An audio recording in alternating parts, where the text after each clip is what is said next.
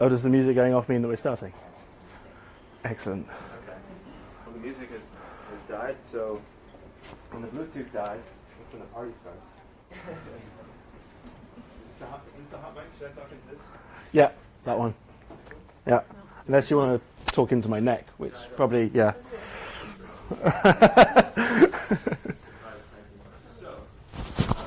what's the confusion? You don't have to. It's not for you. It's really for the live stream. So, can you hear me now? Like without this? So anyway. So if you don't hear any amplification of this in the room, totally fine. This is just for a second for me to rudely make a 30-second intro for the live stream. So hello live stream. Hello everyone on the internet who's watching. There's at least two people. So just very quickly, I just wanted to say a few words about what 5 Days is. First of all, my name is Rick Toby, and I lead our digital, social, and creative team here at Fleischmann, which works across many sectors to bring innovate. I don't know what the slogan is. So, anyway, this is the 4th year that we've done FH 5 Days. Who was that? Who was there 4 years ago? Is that possible? Jason? Wow, Carol, and you keep coming back. Right. So is it good? Yes. Okay. Does anyone think that it's terrible? Just based on this, like your limited exposure to this? It's that kind of vibe the whole time. So like, let's get. I mean, like, I know that you have like an hour less of sleep, but like, just get over that because you made it here. So I'm just like the opening. Basically, I do 5 minutes of stand-up before every session. Stand-up comedy. All right. Okay. So we're kind of getting there. Anyway. It's like this at work every single day. Every single day. So why do we do this thing called 5 Days? This is. We realized 4 years ago that there weren't a lot of opportunities for people to take a moment and think about communications, about public affairs together, that they could spar together in a room, that they could get new ideas that maybe they weren't getting within their organizations, and that they could almost push each other to do things that their organizations would never push them to do. So no one really will ask you to do all the things that we're going to talk about. No one's waiting for you to show up with this brand new strategy of this is how we should do it, boss. They will never do that. It's just not that kind of town, right? So it's really about giving you a lot of different things that can get your brain started. What it is not about, absolutely not, is about easy tips and tricks that you can just pick up and run with. So those are pretty easy to find. It's not about, we're not going to be able to show you, here's examples of exactly how it's been done. So it can work exactly for your organization, and these are the guaranteed results. It's not about that at all. It's about just giving you the raw material to form a point of view. And these are presentations that the team has worked on, very much in off hours. So this was David's weekend, I think. Yay! So it's really, I also want to just make that clear that this comes from a place of yesterday. for all these people. So if you really hate it, then maybe, find a specific way to articulate that. Because this is really like, which is like Twitter shaming. and not just trashing the hashtag and all that kind of stuff. Not that you would ever do that, not that that's ever happened in years past. So we've got five events this week. Who signed up for more than one event this week? Yeah? Cool. Who signed up for more than 2? Well, that's not allowed. Yeah, exactly. It's not allowed. But seriously, it's not allowed, so you will be ejected. Thanks for coming, Chetan and Carol, for your 4 years in a row. That is the really overlong intro, and I'm going to hand it over to David Turier, who's going to kill it today, and really awesome presentation. So thanks for coming, everybody. Give it up for David Turier. Round of applause, Monday morning. Yeah. Oh, no. So much energy. How do I follow that? See, I really drew the short straw because I'm not sure if you noticed, but the other 5 day sessions are in the afternoon. I've got the one that's Monday morning after the hour change. And here I am at 10 o'clock, and I don't know where I am. So I'm David Turier. I'm the creative and campaign strategist at Fleischmann-Hillard. I've been at Fleischmann for 11 years.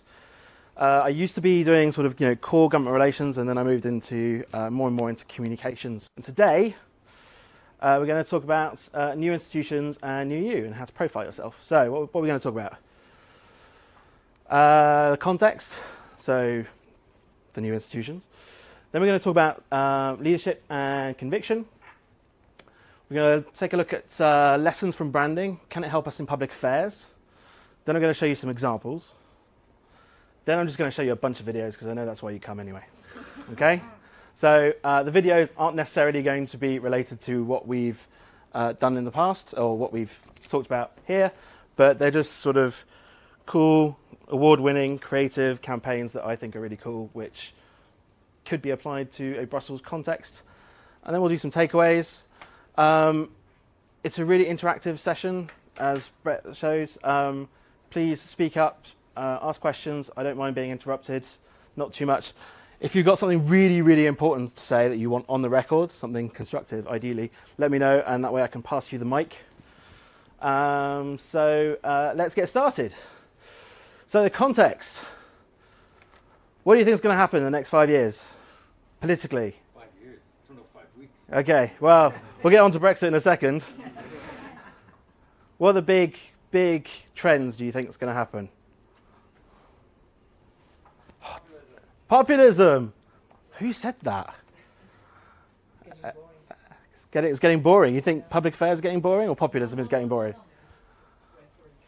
Okay, well, let's see, shall we? So, got lots of milestones. Don't worry, not all my slides look like death by PowerPoint, I promise.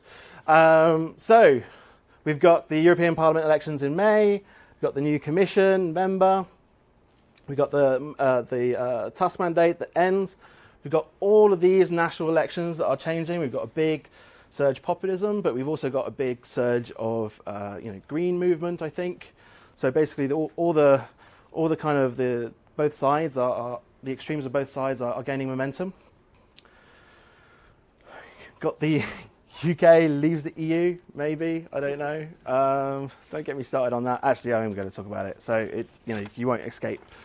So lots of things are happening.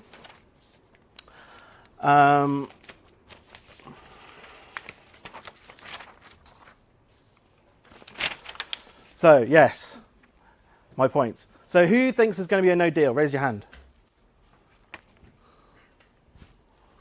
Who thinks Theresa May's deal is going to come into force in some way, shape or form?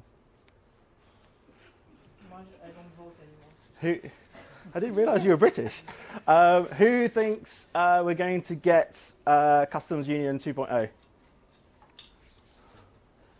Who thinks we're going to remain? Who thinks we're going to have a people's vote and remain? Yeah? Yeah?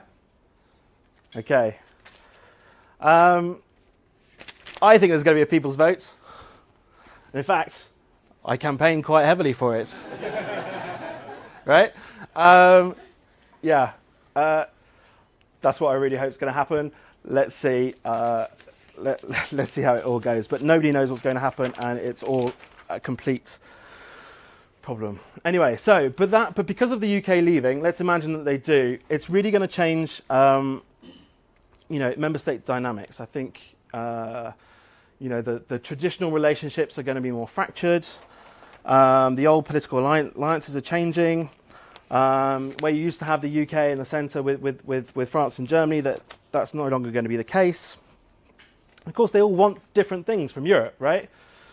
So, obviously at the centre, the Franco-German alliance, it's stalling. Macron's really, really unpopular. We'll wait and see what happens with AKK. Visegrad Group. So there's, tendencies towards more nationalism, more protectionism.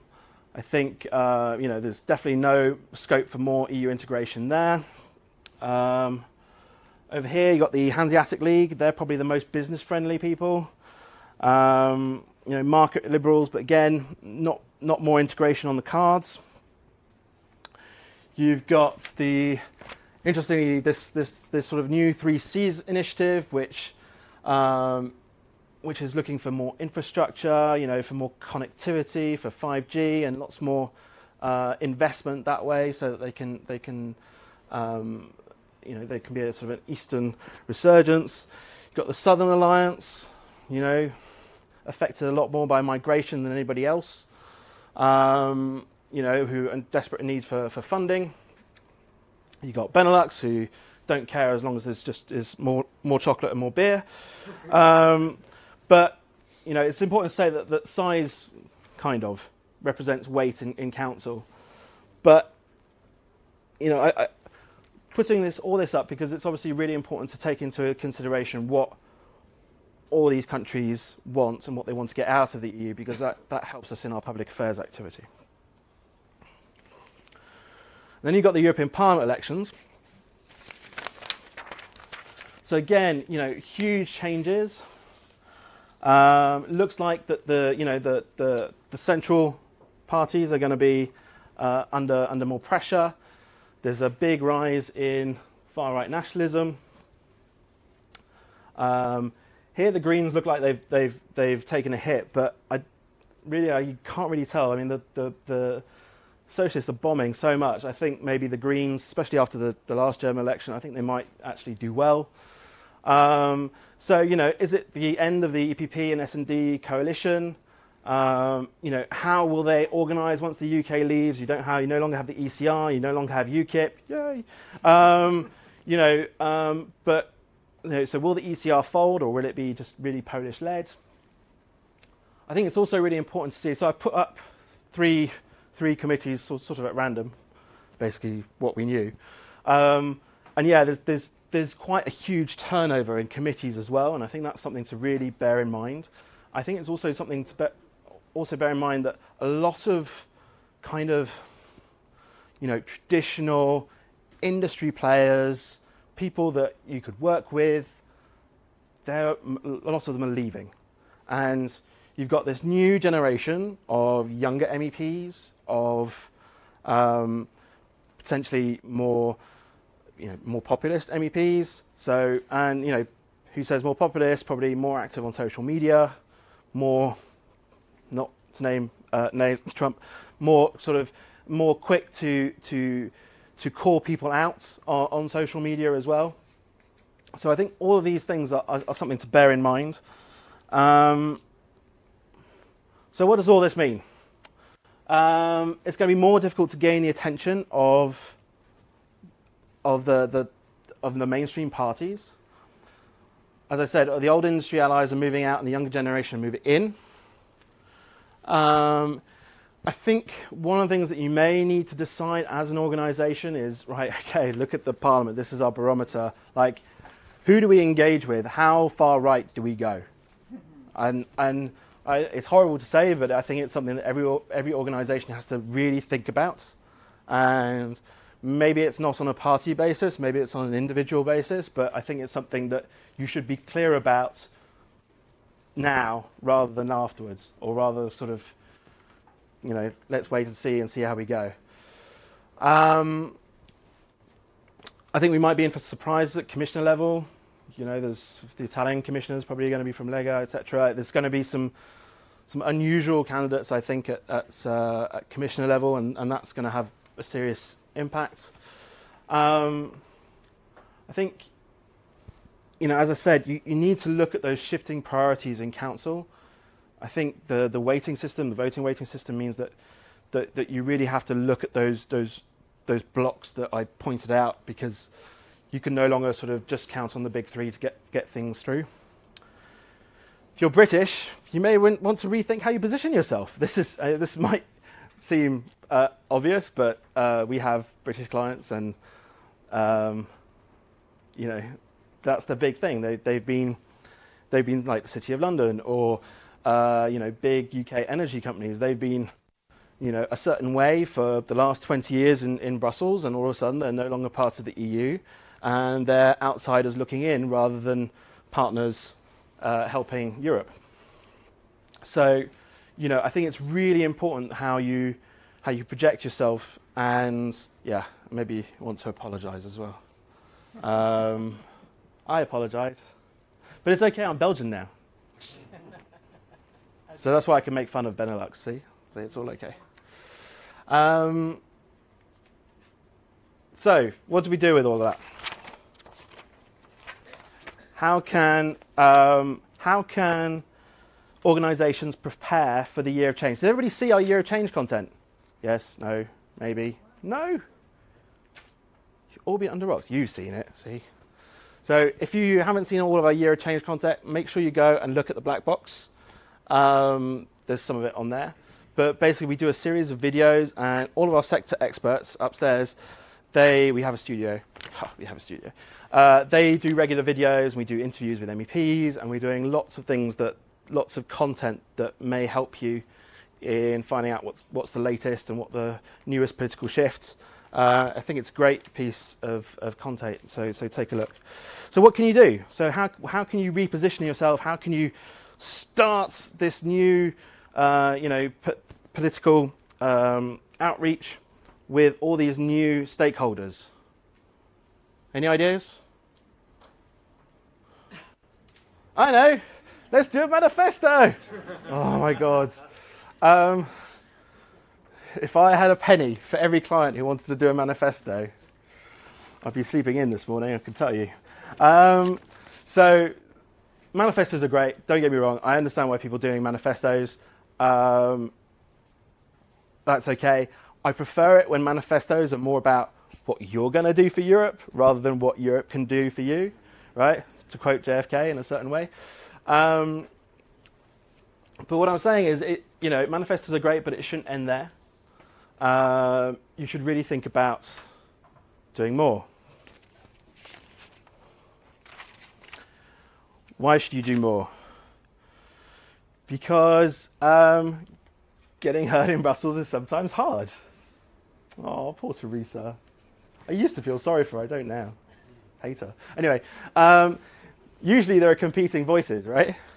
And usually there are people to listen to you. Not Teresa, though. Everybody doesn't like Teresa. But yeah, so it's a very small audience. So you have to be flashy and you have to be intelligent. You've got to remember that you've got different cultural backgrounds, so that what you say has to work across the cultures. And really what you have to do is, I think, because there's so many competing voices, you really have to sort of, be different. And we'll get onto this in a moment properly, but it's only by standing out and communicating in white space that you can really get your message heard, basically, is what I'm saying. There's another trend that's going on globally at the moment. Does anybody know which company did this ad? Nike. How many people knew that was Nike? Everyone. Okay, so this is why it's effective. So, and that's the thing, the rise of purposeful communications, where, companies take a stand for what they believe in, especially on societal issues. Sometimes it leads to controversy, but I think more and more this is a trend. Remember what I said about the European Parliament, the fact that younger generation were coming through? I think it's really important that you at least acknowledge the fact that vanilla might not be as effective as it is usually. And, we're seeing a resurgence in the green movement, for example. All of those, I see it with my nieces and nephews, when I'm using plastic, my nephew, all of 6, will berate me for putting some plastic in the normal bin.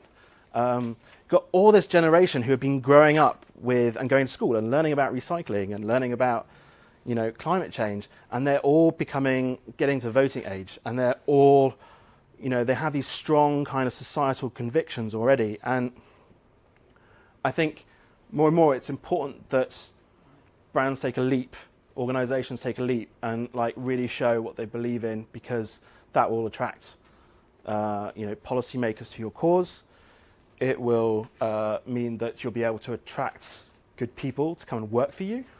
That's another big point about comms, right? Is that you're also thinking about talent development. And essentially you'll be more effective in your outreach. Any questions so far? Oh God, this is going to be over in 20 minutes if you don't have any questions. Yay! Thank God. So you were speaking about the younger generation, which I consider myself to be part of. So do I. And I'm just wondering, yes, of course, there's more and more young people also going into the institutions. institutions, but at the same time we still have the, let's say, 40s, 50s and 60s, and they're still quite important. So how can you reconcile actually your communication strategy to reach out to both groups? Okay, are there any easy questions? No, look, I think you're right. You know, and you know, with everything, there is balance. You'll see in a minute when we talk about message structure, how you can have like the inspiring messages, and then you can have like the really kind of serious facts and proof points at the bottom, right? And I think my main point is saying that generation is moving, right? It's gradually moving out. I wish it would do so more quickly in the UK. That way we could remain. But it's, you know, I do think that at the end of the day, a lot of, you know, interactions that most associations have are at the medium level or the junior level. So it's really important that you communicate with them. At the same time, I think it's the younger generation that's probably going to be more on social, that are more likely to check out your LinkedIn profile before they meet you. They're more likely to go on your website and kind of check out all the things. So it's important, especially in your online presence, to be thoughtful of that. You know, I'm under no illusion that this is still Brussels and that we're not all going to become Nike overnight. Okay, I'm just talking to you about trends. Okay, all right. Any easy questions? Okay. So, new you.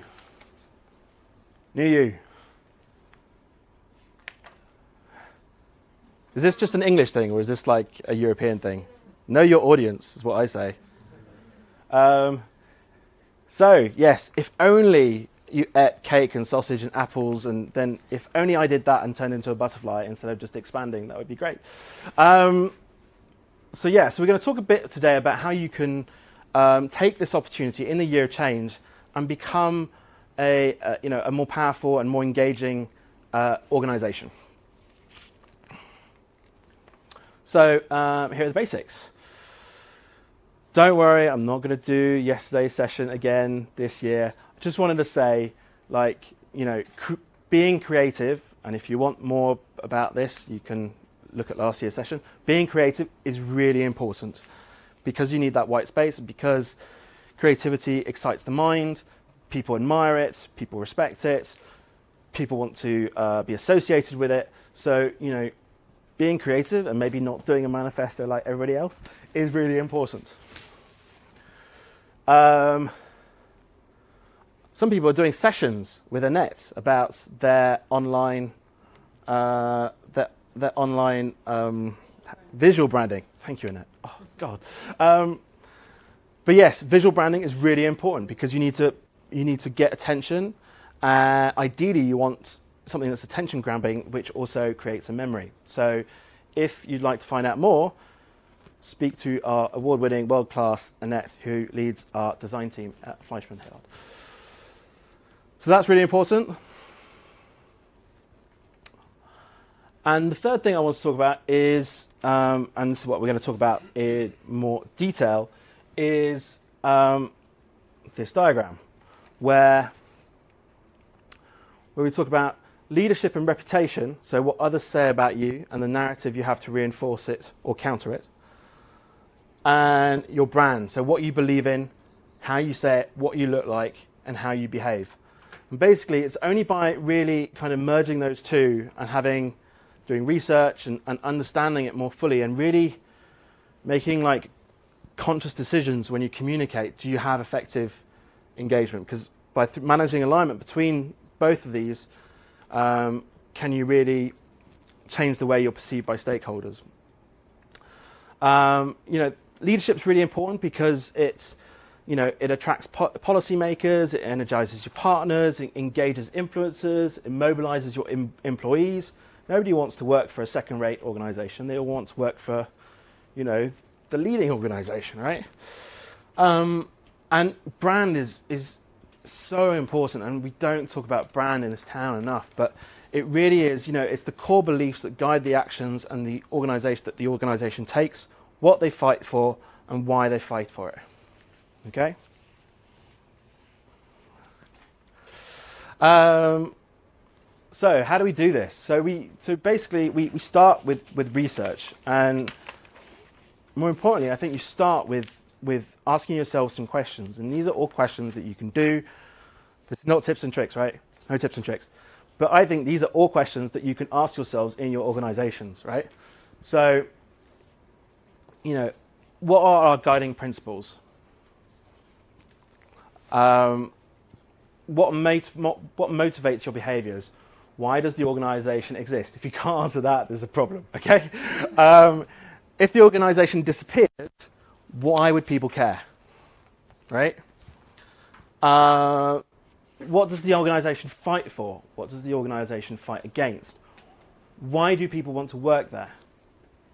Okay, I work at Fleischmann because I get to do things like this.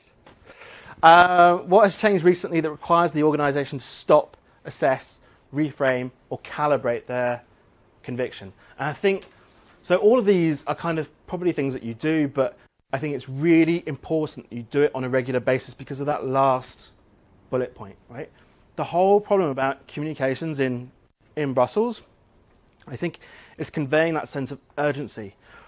Okay, I need to meet you, but why should I meet you now? Because I've got 50 stakeholders that want to meet me, and normally it's because of a piece of legislation or something that's an amendment or something that's coming through.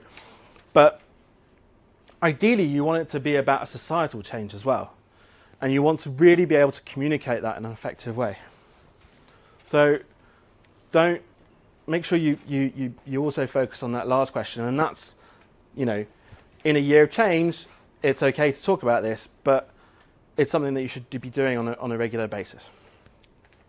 So once you've done that and you've got your kind of internal benchmark of where your organization is, I think then it's important to look at, okay, how other people perceive you. And you can do that by doing, I've talked about this before, sorry, Carol. But, it's about how people are searching for you. And we can do that. Other organizations can do that. You probably can't do it in-house. But one of the things that's really important is finding out how people are searching around your organization, around the product that you're promoting, the opinion that you're trying to put forward to policymakers. And you can, by checking out how people are searching online in Brussels, but also in member states, then you can see, okay, well, I know what I have to say because I know I need to respond to these people. I need to respond to the concerns that they've got, or maybe I just need to promote what they're saying.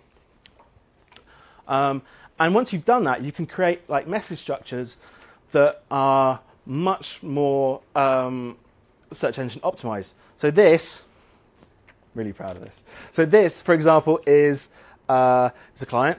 But now when you type something in Google, like a snippet comes up. Snippets, the world class of Google search engine optimization, right? Once you get a snippet, that means, right, this is where you want to go. This is where you get your information. And by doing this for clients, we can do this, right? So it's really, really important. So it takes an image from your website and your message, and you own that issue, which is brilliant, right? Okay. So check out what your audiences are searching for. Also, find out what your audiences are sharing, okay? I know it doesn't seem like it, especially in the UK cabinet, but politicians are people too. And they have content journeys. They're all on social, especially with the younger people. I know that,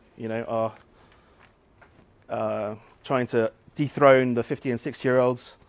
But you can do an important search analysis, find out what people are saying about you on social, what works, what doesn't work. There's huge pieces of analysis that you can do on any given issue. And then you can assess that and make sure that you're different in terms of the the way that you brand yourself, but also in your message. Also, what do policymakers really think? See, this is when I regret live streaming this. Anyway, canvass the opinion of policymakers, do qualitative and quantitative research, perception audits. We do them for clients. It's quite time intensive. I think you should do it for yourselves. One of the things that if I was in-house, one of the things that I would do is, have some sort of measurement piece where I could, like a set of questions that I'd ask policymakers or try to weave into every conversation that I have with a policymaker just to see how opinion's going about some of the perceptions in my industry. At the end of a meeting, just fill out a little form and then aggregate that on Excel, and then you've got a data set, right? I mean, then you've got something to show people and, that you're moving the peanut forward. But, or you can do one at the start of this new mandate. That gives you a set of objectives to work to, and then you can do one at the end and see how well you've been doing, or how well the agency's been doing.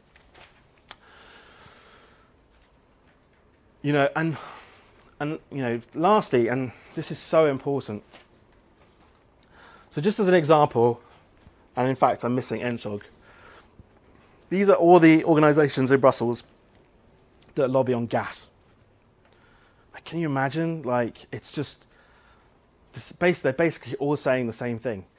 It's really, really important that you find a way to differentiate yourself from your competitors. Maybe not all use green as your logo, and really kind of look at how you can differentiate yourself in terms of messages, in terms of branding, in terms of people that you meet, in terms of how you position yourselves, right? We're going to talk about brand archetypes in a bit, but if everybody here is like the trusted convener or the expert, then an MEP is not going to know who to call, right? So it's really important. A lot of these organizations do good work, disclaimer. This is just an example of how saturated you can be on an issue, right? Just give me a sec whilst I find my notes. Just free riding here.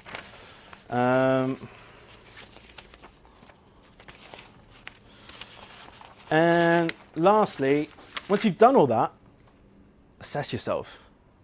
Self-assessments, yeah. So, look and see how you'll differentiate. So how well your organization communicates a point of difference and stands out from other competitors in the Brussels bubble. Look at how consistent you are in terms of your own communications, right?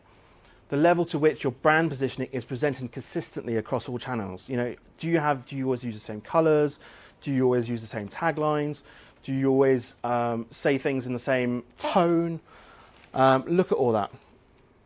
And then alignment. So the extent to which your organization's verbal positioning and visual execution are aligned. If you're like a convener and you just want to get people together to talk about the issues in a calm, reflective way, it's going to look really strange if you have like power photos of people or huge infrastructure projects or something like that, right? You need to think more about whether your visuals and your and what you're saying are completely aligned. So, any questions on the research? No, David, it's super clear. I know, thanks. Yes, it is. I'll try not to be too repetitive. Okay, so once you have all that research, then ideally, going back to this slide, and I should have put that again. You want to do a workshop and see, okay, well, what is it we want to say? Okay, we know what our reputation is. We know what policymakers are saying about us. We know how people are Googling us. We know how we're different from everybody else. So what can we do about our leadership? And it's really simple, and a lot of people here will know about message houses. But really what you want to do is you want to have, you want to start with your narrative, and you want to have a short, descriptive, real manifesto, okay? not a manifesto about what other people can do for you, but what you can do for others, right?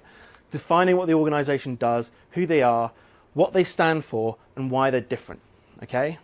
Then you have your value promises. So once you've defined this, so we have a workshop all the time, Brett or myself, we do these workshops with people.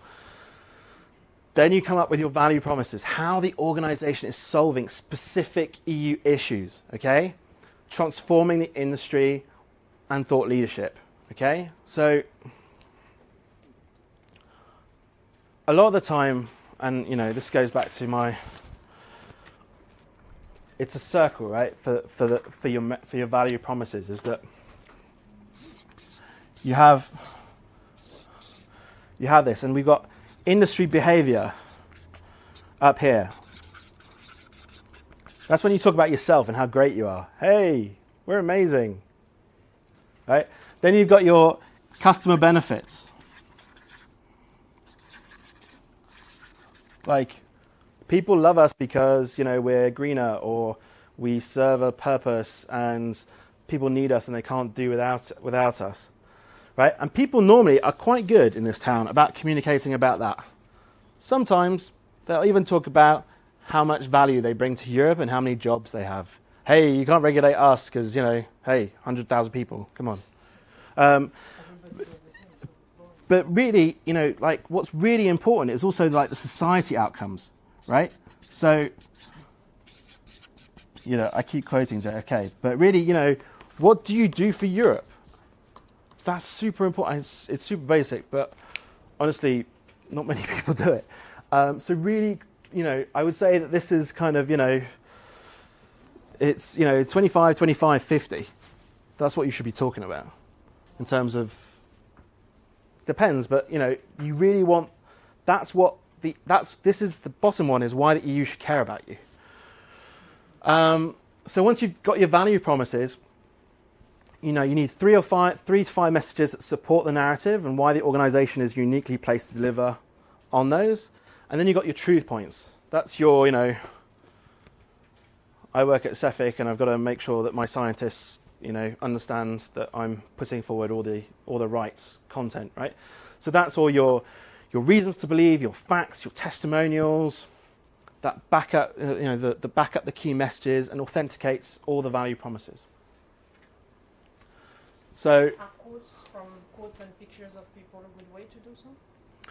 we're talking about in the execution, in the execution, So, so, you know, in the narrative, I think, you know, having sort of, you know, some sort of manifesto, I think is really good.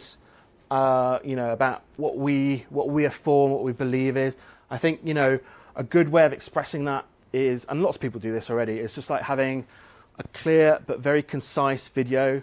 I think one of the problems that we have in trade associations here is that we have one video on our homepage and we want to explain everything, right? We want all those little truth points to be in there. It's like, hey, we're really important. Like, you know, you've only got 2 minutes. You're only going to stay on this website for 2 minutes, so we need to tell you everything really quickly. But actually, that video can just like give a feeling of what we are, you know. And ideally, you want to leave some questions because you want them to click on more stuff, right? So think about how you can express your narrative in a really concise and fun way. Then you've got the message architecture, which was this previous slide, right? And you know, ideally, what we would provide and what you should do is just have some sort of like message playbook, something that kind of houses all those messages. But you know, you want to have, you know, of those messages, you want to get like an elevator speech. So this is kind of like, it's the kind of thing that you would say in bilaterals, you know, with policymakers.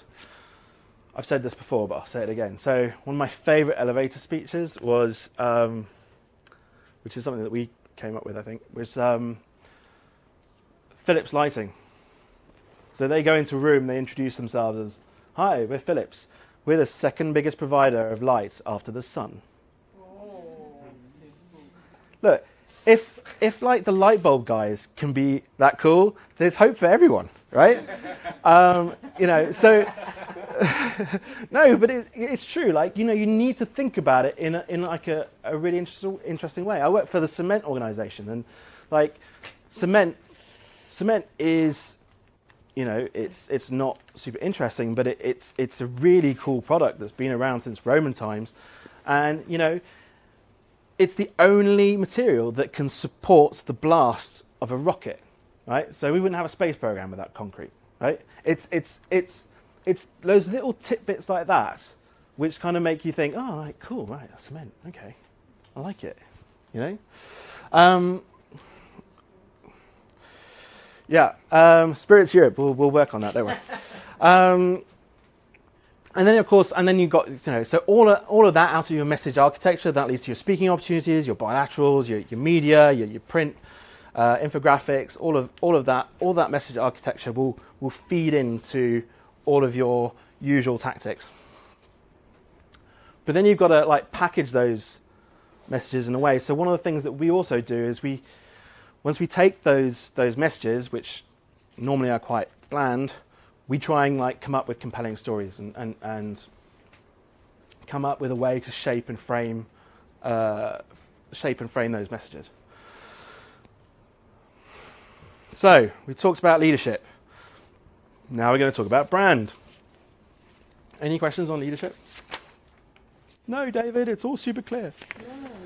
How much time have we got? Oh, good. Okay.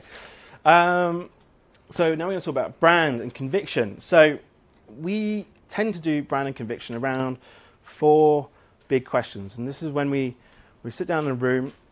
And this is quite new because I don't think we've really thought about this in Brussels until recently. Certainly not. We were doing it kind of without thinking about it at Fleischmann, but now we're starting to sort of put this into a framework and work with clients in a different way. But one of the things that we do right at the beginning is we just kind of decide, okay, who we are, okay? Who are you as an organization? And I'm going to talk about this in a bit more detail, but really we like to do this around brand archetypes. So we're borrowing from branding. Fleischmann is a massive communications agency, and we're like one of the few offices that just focuses on public affairs. So every other office does this like every day. This is their bread and butter, but this is kind of new for us in Brussels. But one of the things that we want to do is talk about more about brand archetypes. So what kind of brand you are, what your story is, what your character, your persona. Anyway, I'll talk about that in a minute. We also talk about what we say. So that's more about tone and voice. And if ever you do a messaging session in-house or with another agency, like make sure you talk about tone and voice, because it'll change the way that you say things. And then, as I said before, you know, we're talking about purposeful communication. That's important, and this isn't just a CSR thing, but I think how you act really says a lot about your brand as well. So we'll give us a few examples later, but you'd use different tactics depending on what brand persona you were. So if I wanted to be like an outlaw, I wouldn't be doing round tables all the time, because round tables are kind of like, I'm a convener, trusted advisor, you know, I'd be doing stunts more.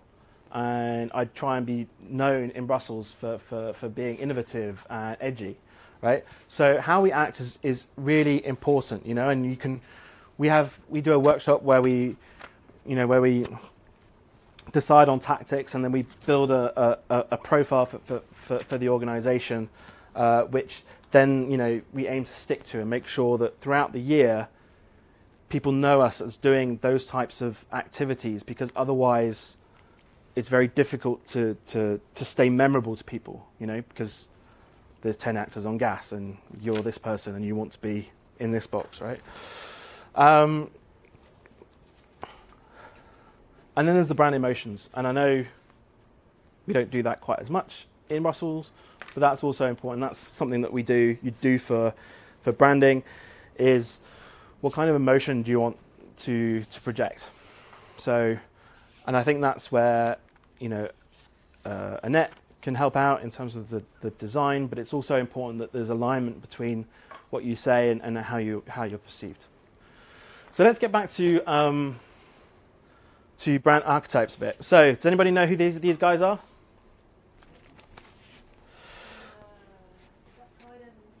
Yay! Gold Star. Gold star. So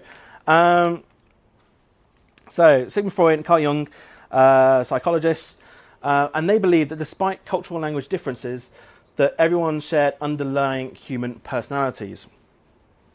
And really understanding and applying brand archetypes helps us anchor stories around one common purpose and unite them with one common thread. So that's what I'm saying about your brand personality, is that if you want to go down this route about thinking about your brand personality, you've got to make sure that there's that common thread through everything, because essentially you're finding the soul of your organization, right?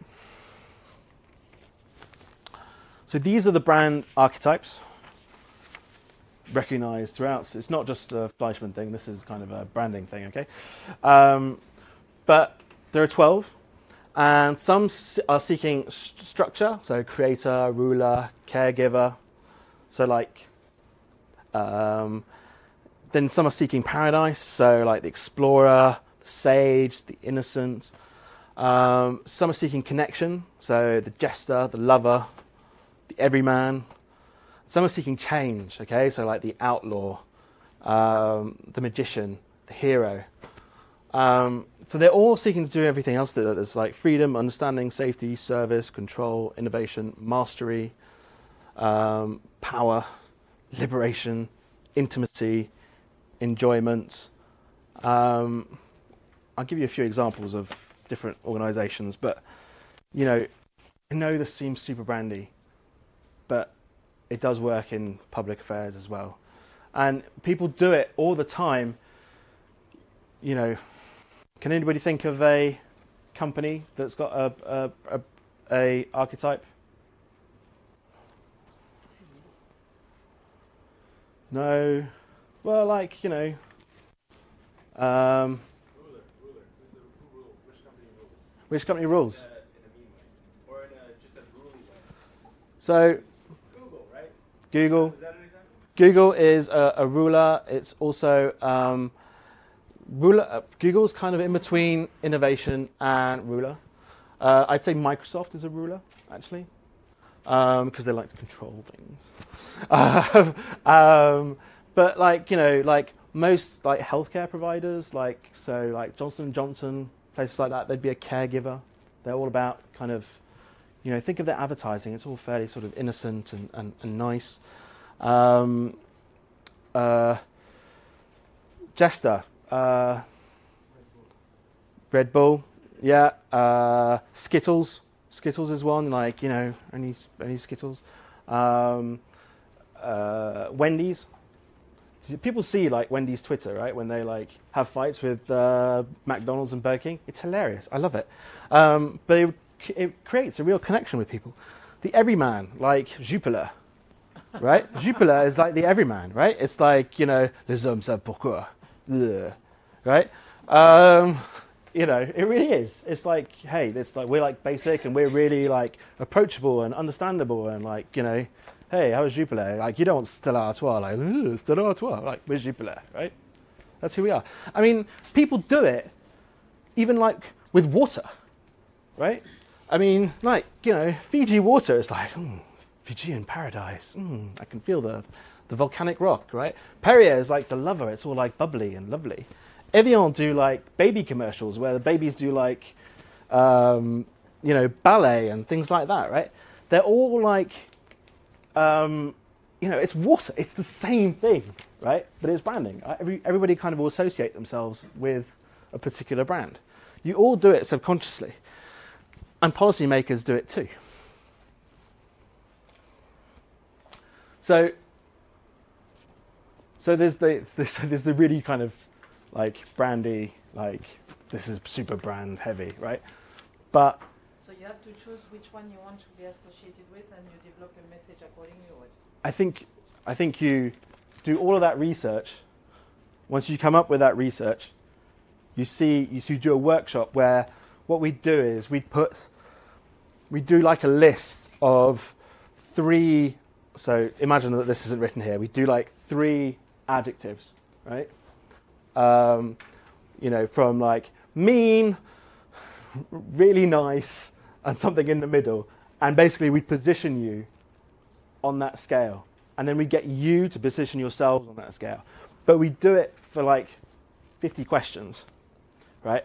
And that normally will give us the idea of where your personality is as a company. Hey. Hi, sorry. Looking well from UGO, it's a trade association for innovative pharma companies, SMEs.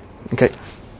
I wonder if we have the liberty to actually run ourselves when we represent a multitude of organizations. So we have 120 organizations, and they may compete on how they run themselves. So how do we, as a consequence, run ourselves? Can we be proactive about it, or do we actually have to follow what our members are doing in order to properly reflect? So that's a really interesting question, and I did think it was going to get asked, so I've actually thought about it.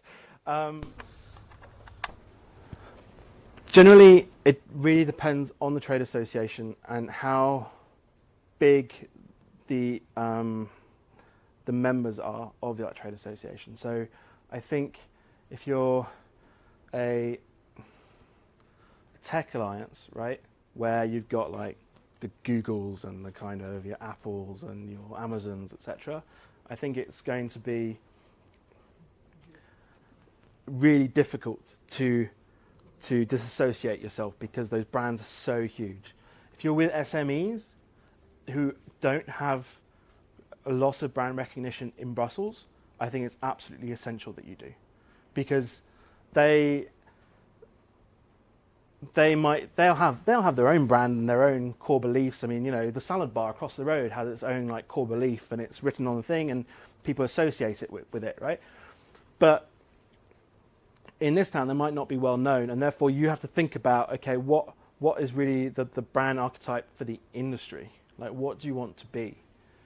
And once you have an idea of that, it makes those discussions about what you're going to do so much easier. Like, are we going to do a round table? Or are we going to do a stunt? Or are we going to just do videos? How those videos should look, right? Because there's nothing worse than being in a trade association or reading up about something, and you're getting mixed messages. You have a really upbeat event,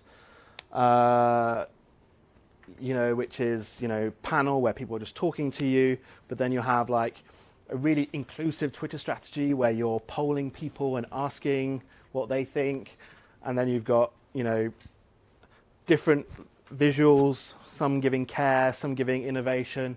Like, you've got to try and pick one thing and make sure that there's that thread throughout. So these are some of the things that I use in Brussels to try and put people in the right category. So if you're not super comfortable with like a brand archetype, maybe you could move into this, but ideally I'd use the other one. So I want to give you some examples. First is Microsoft. Microsoft 10 years ago, not in a good place in Europe, seen as big, American, horrible, let's find them. They were in a really bad way. Anyway, Microsoft has a lot of money. So they invested in their EU activities. They created that innovation space right by Parliament, which is kind of open to everybody, and people can go there and work and do events, and it's all really cool. They've also got an EU policy blog. Go on the EU policy blog. It's amazing. It's so interesting. I'm like in there and I'm reading through every piece of their content, right? And the way they write their titles is very consistent the whole way through, right? It's all about what we're doing to secure democracy, what we're doing to like help climate change and connectivity for keeping like electricity working. And it's all like, hey, we've got this. It's okay. We're working with EU policymakers for a better future for everyone. So they're really the ruler. They're the sort of if you go on there, you think, oh my goodness, they're over everything, but you feel safe as well. So you know, their core desire is control, but their goal is to create a prosperous, successful community. They fear chaos, which is what they had back 10 years ago. They exert leadership, and their gift is really kind of responsibility and leadership, right? And they just, throughout everything they do, they assert themselves like that. The other one I wanted to talk about was the European Health Parliament. So I was doing some research about them, and I've seen them in social media, and I think it's a fantastic organisation. We've got some members in our healthcare team that are part of this. And I thought that they'd be a caregiver, but actually reading through all their materials, they're not a caregiver, they're a sage. It's all about how the next generation will have the answers. They talk about you know, how they want to search for data and search for the truth, and they really want to bring around change. So really, I thought they'd be the caregiver, but they're the sage. And I really like them as well because their visual branding, despite not being like a huge organisation, is so crisp, and you can really tell who they are right from the get-go. So the sage is their core desire is discovery of truth, to use intelligence and analysis to understand the world. What they fear is being duped, misled, or ignorance. It's good for health professionals. And their strategy is to seek out information and knowledge and be self-reflective. Their persona is wisdom and intelligence. And finally, wanted to talk to you about Leave a Legacy, which is a campaign that we run for DSW last year, which was it was about getting more budget out of the MFF for diseases of poverty, especially in Africa, and they did a campaign, and that whole campaign was very much out, you know, as an outlaw. You know, the Square de Maze became Selmayr Square. They actually changed some of the signposts all over the place. They did some cool videos. They erected a statue, which was in front of the European Commission. If people want to hear the full story about that, they can invite me for a beer. And they did all these kind of these great cards on Twitter saying like, thanks so much. They changed Wikipedia pages. They renamed libraries after politicians, and, you know, erected statues on their behalf saying thanks so much for, you know, being a leader and leaving a legacy, and, you know, making sure that the budget, before they'd done anything, right? So it was a really good campaign. Got them quite a bit of press attention, especially the statue. Anyway, I won't get into it. So not DSW, but that campaign in itself was really kind of like the outlaw. So core desire was revenge or revolution, to destroy what is not working. Their fear was being powerless or trivialized, inconsequential. Their strategy to disrupt, destroy, or shock. And their gift was being outrageous. And I think that's fairly outrageous, isn't it? Selmayr Square. I love doing that. It's fantastic. So there you go. Questions? Comments? So in summary, what do you suggest we do with this new term? Is reflect on our brand, if we have one, or make one? So, I'll do a manifesto, but think differently. So I do have a conclusion slide. Don't worry. But no, in terms of like, you know, what you want to do with your brand is that I think the year of change gives you an opportunity to reset, right? If I was Hillary Clinton and I had a button, I would press it, right? And it's an opportunity for you to sort of start afresh and really decide, okay, once we have all these new people in, we'll look at the member states, we'll look at the institutions, we'll look at the new commissioners, and we'll look at all our competitors and say, okay, where can we have a unique selling point? Okay, where can we differentiate ourselves?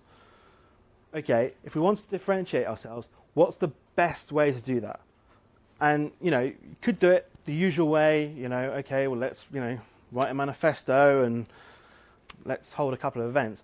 Or, because it's like this big milestone, you could really do it in like, you know, the super professional brand way, where you do all that research, you decide who you are, you decide what type of personality you have, and then for the next mandate, really decide, okay, all of our actions has got to support this narrative, right?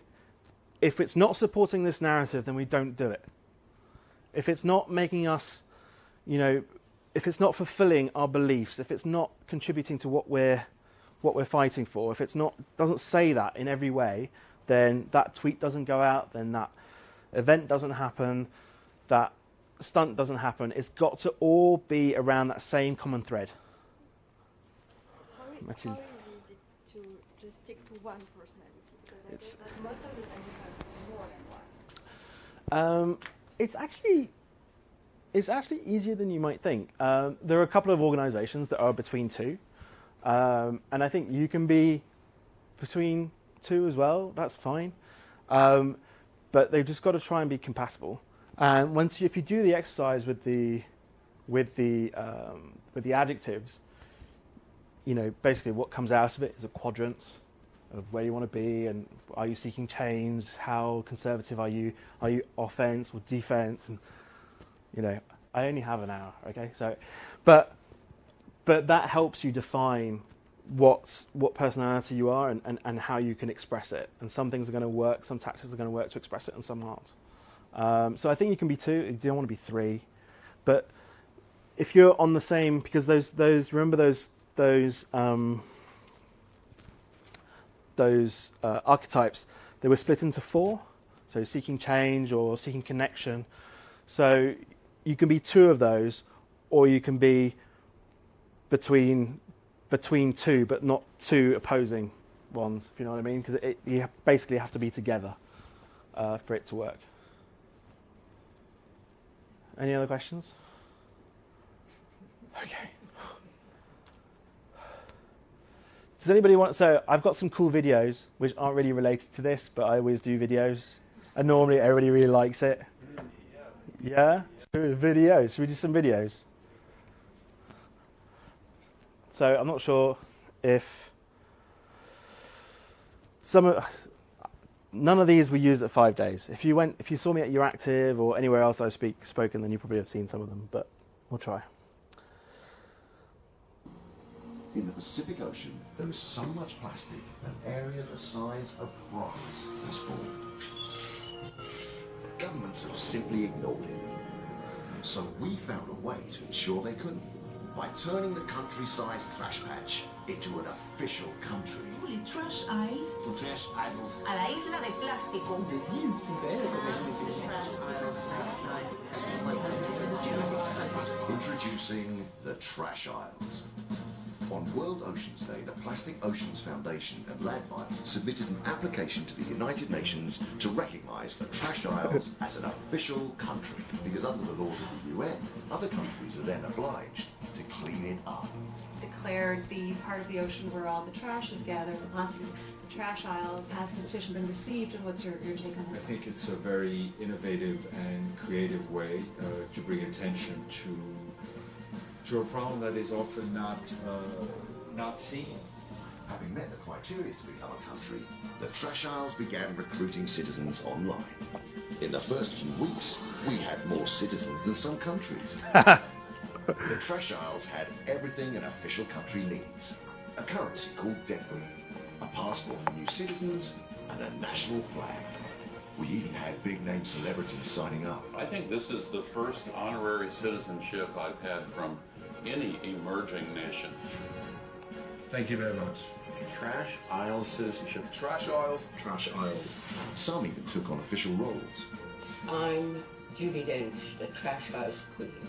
I will be the best secretary of your defense that I can. With over 200,000 citizens, 50 million video views, and 500 million people reached,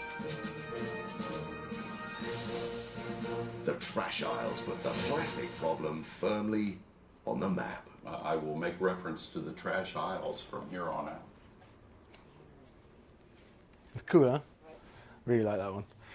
How are we doing for time? Yeah, we got time.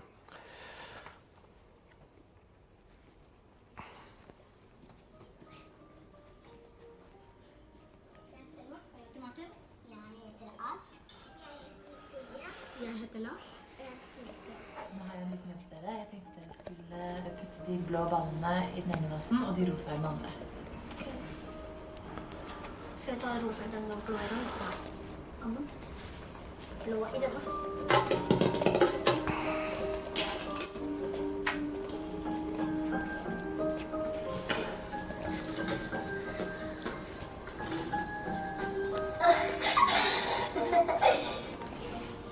Men nå skal dere få belønningen deres.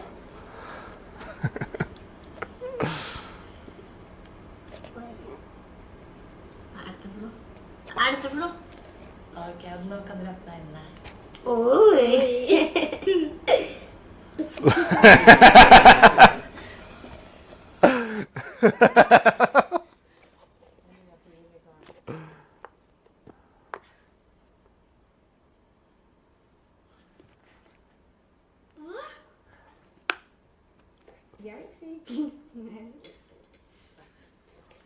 er det grunn til at jobben mindre enn Thomas. Det er faktisk fordi du er jente. Look how happy he is. Det er skikkelig urettferdig. Vi jobber helt litt, og så får vi ikke det samme.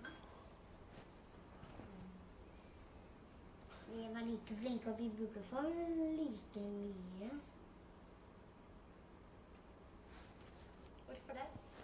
Fordi ellers så blir det urettferdig. Det er liksom ikke forskjell på jente og gutt, da. Jeg tenker at det er feil. Hvorfor er det feil? Jenter er ikke mindre verdt enn gutter. Det har ikke noe å si hvis man er gutt eller jente.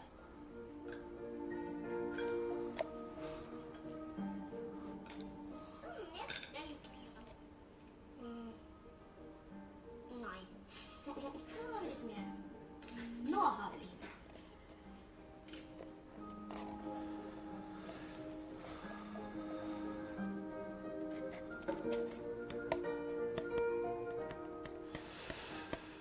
So I should probably talk a bit about the videos, just rather than just show them. So the first one about the trash aisles, I thought was a really interesting execution, and you know, it's so creative. And I think the thing that makes it is all the little details, like currency and stamps, and that's the thing, right? I've shown you all the library, right? The library video where they organise a book burning party. Like the thing that made that go viral was because people were booking babysitters and bands around it, right? It's those little stories around the kind of the creative idea which really, like the currency and the things that really work. It's a very difficult execution, but not necessarily if you're the trash aisles, because it's like a huge worldwide problem, so it's very easy to get celebrity endorsements and things like that. This, I think, is achievable for lots of people. This doesn't cost, production-wise, cost nothing, right? It's just about coming up with that narrative, right? Which is why the narrative is so important, and really thinking about it, and maybe even getting professionals to help you with it, right?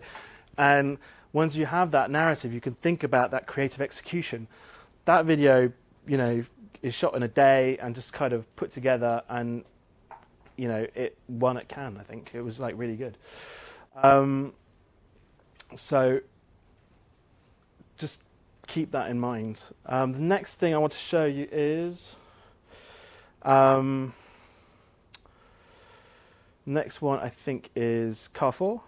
So, disclaimer, we work for both sides of this debate, so I'm not endorsing Carrefour or their opposition in any way. I just think it's a really interesting creative execution, and It'll remind you of a brand archetype, I hope, that we discussed. So here you go. These vegetables are delicious, super healthy and great for biodiversity, but they are illegal, as are 97% of fruits and vegetables. Why? Because a producer can only grow and sell what is registered in the official catalogue of authorized species. This is the law in Europe and mostly all over the world.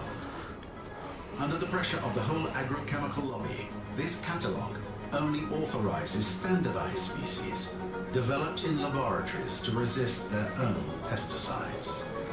To change the law, Carrefour, the French food retailer leader in Europe, has decided to defy the law. Carrefour presents the Black Supermarket, dedicated places in our stores to sell these illegal fruits and vegetables.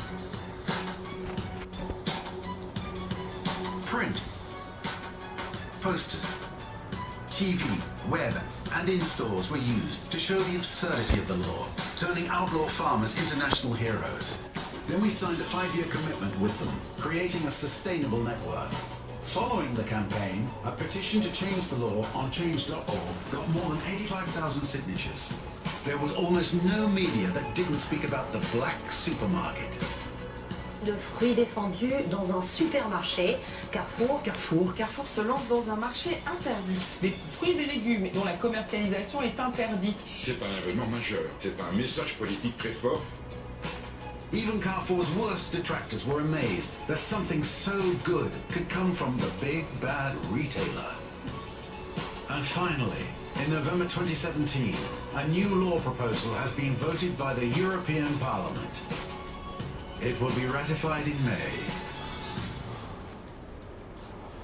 So Carrefour's now an outlaw, right? The big kind of huge supermarket that, you know, let's face it, probably doesn't have an amazing reputation with its suppliers and all the rest of it, you know, changes and, you know, becomes this new personality, this new outlaw, and all of a sudden gets all this amazing good press, right? And yeah.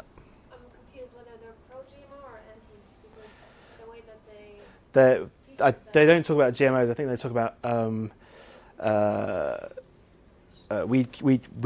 weed killers and pesticides. What they were trying to do was promote the fact that you could have different types of varieties of vegetables.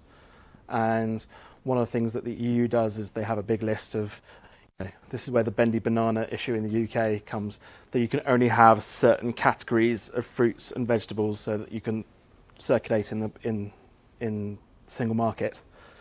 And they were saying, but look, there's all these things that we could be buying which don't rely on pesticides and things like that. Why can't we make sure that those are included in this register of European produce that can be sold on the single market? So, you know, all of a sudden it became the champion of the little guy. It branded itself, it was all black, it was all kind of like, we're breaking the law, right, and we don't care. Has huge impacts on people. But as a branding exercise, isn't that maybe a way of them to shift focus on something they don't want people to be looking at, like shining the light on the good thing they're doing? Yeah, absolutely. That's what communications is all about.